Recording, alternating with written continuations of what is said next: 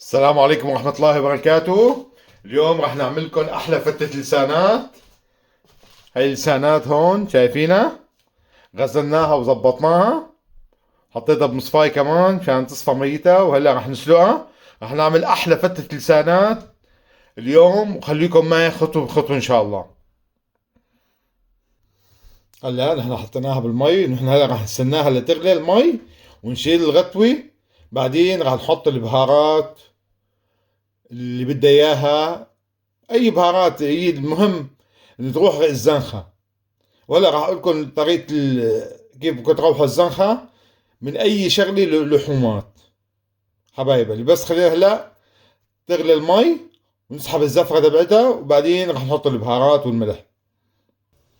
هلا نحن غليت المي، شايفين؟ راح نشيل هلا الزفره. ها هي الزفره شايفينها.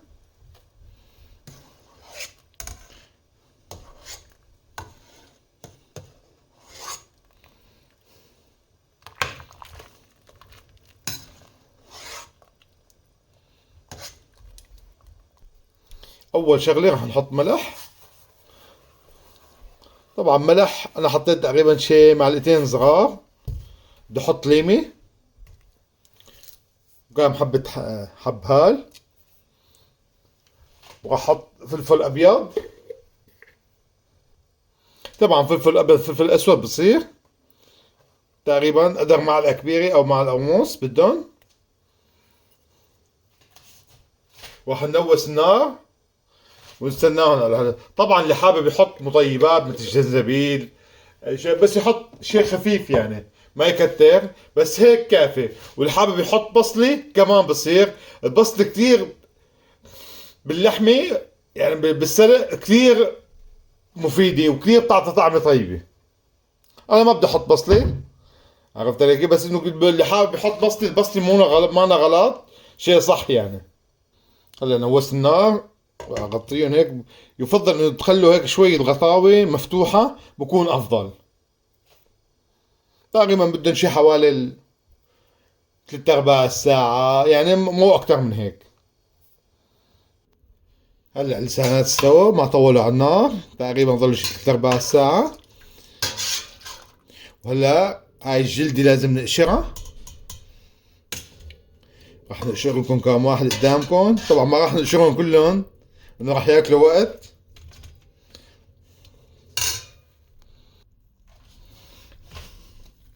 طبعا اكيد راح يكونوا سخنين، واذا بتقشرهم هون سخنين، شايفين هاي القشرة كلها بتطلع بهالطريقة هيك. شايفين؟ شغلتها سهلة وبسيطة. هاي ما بتتاكل، ديروا بالكم. ها هاي قشرناها، شايفين؟ هاي التانية. ها طبعا يفضل مثل ما قلت لكم هو سخن. بجوز يعذبكم شوي هو سخن، بس انه يكونوا سخنين يعني.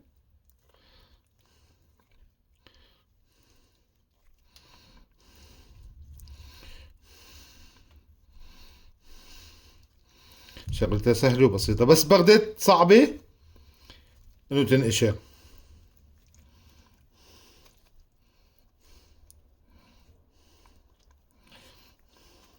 شايف اول واحد ما عذبناه.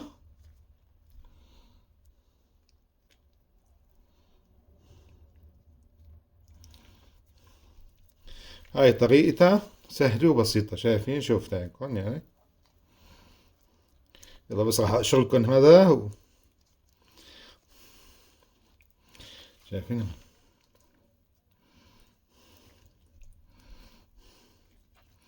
كثير طريقتها سهلة وبسيطة. ها شايفين؟ قشرت هذا، شايفين؟ شايفين؟ كثير سهلة وبسيطة.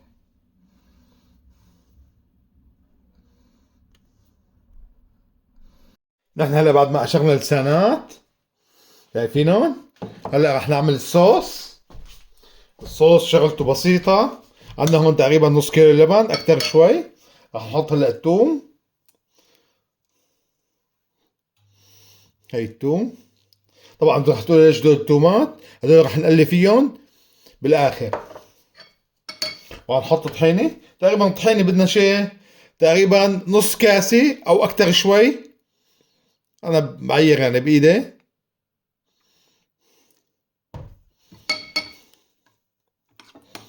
نحركهم هيك. طبعا هلا نحط ليمون كمان، الليمون حسب الطلب، اذا اللبن حامض مخفف طبعا هلا رح نحط ليمون.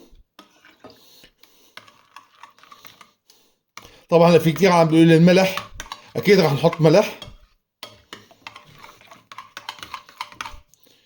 بس احنا هلا رح نحط شوية مي من مية اللسانات هون، وبعدين رح نعدلها بالملح.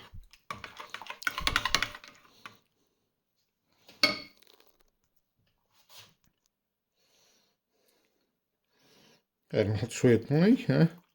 طبعا بنحط حسب، يا زيادة يا ناقص، يعني بدنا يكون عندنا البدوة لا نسميك ولا نرقيق.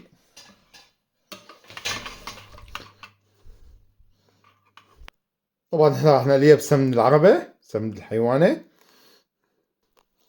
هلا البدو جاهز مع بعضه، شايفين ما شاء الله.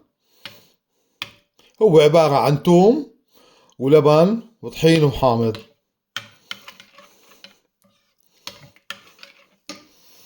هلا رح نحط شوي هون هيك بهالطريقة، طبعا نص الكمية او اقل شوي ما بأثر. رح نخلطهم هيك مع بعضهم.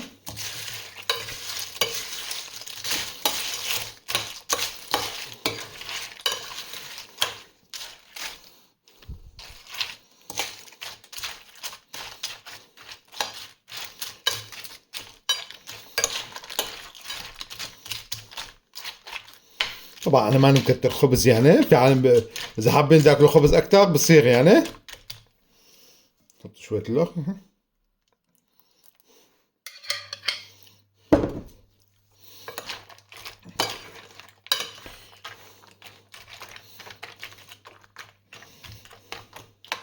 في عالم لسانات بحبوه يحطوه على الوجه، في عالم بحطوا نص بنص. شايفين هيك ها.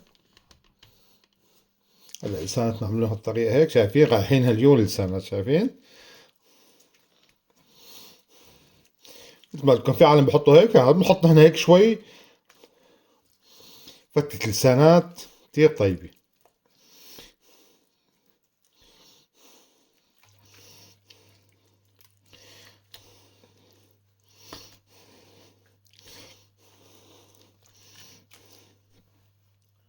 هلا نحط الصوص.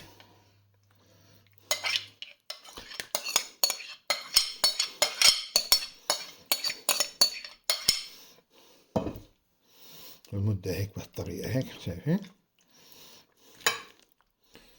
وهلا حطينا لسانات كمان فوق، وهلا راح نقليهم بالسمن العربي، زيناها بالمكسرات كاجو لوز المتوفر عندكم. هلا راح نقليها، اسمعوا على الطشة، بسم الله. سمعانين.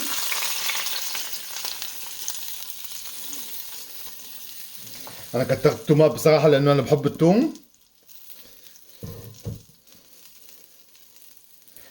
هلا صارت هلا فتة لسانات جاهزة. صحتين وهنا. إذا عجبكم الفيديو دعمونا بلايك وشاركوا بقناتنا واعملوا شير بين أصدقائكم عشان تشوفوا كيف فتة لسانات بنعمل بطريقة كتير سهلة وبسيطة. حبايب قلبي.